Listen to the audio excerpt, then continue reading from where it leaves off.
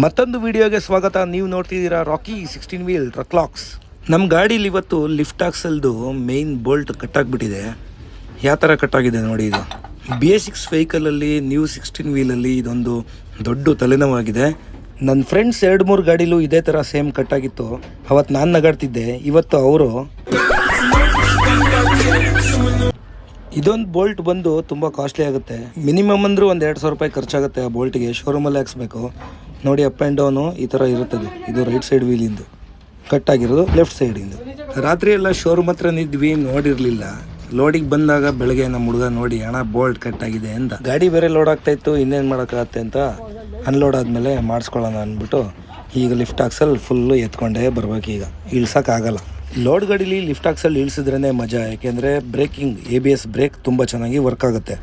Ashok Leyland ಅವರು BS6 16 ವೀಲ್ನ gun ಬಿಟ್ಟಂಗೆ ಬಿಟ್ಟಿದ್ದಾರೆ. ಆದರೆ ಈ ಮೈನರ್ ಕಂಪ್ಲೇಂಟಿಂದ ಸುಮ್ಮನೆ 16 ವೀಲ್ ನೇಮ್ ಹಾಳು ಮಾಡ್ಕೋತಿದ್ದಾರೆ. ಹೊಸ ಗಾಡೀಲು ಈ ಥರ ಸಣ್ಣ ಪುಟ್ಟ ಕಂಪ್ಲೇಂಟ್ ಬಂದಾಗ ಮನಸ್ಸಿಗೆ ಬೇಜಾರಾಗುತ್ತೆ. ಇದೇನಪ್ಪ ಶೋರೂಮ್ ಗಾಡೀಲಿ ಈ ಥರ ಕಂಪ್ಲೇಂಟ್ ಬರುತ್ತಲ್ಲ ಅಂತ.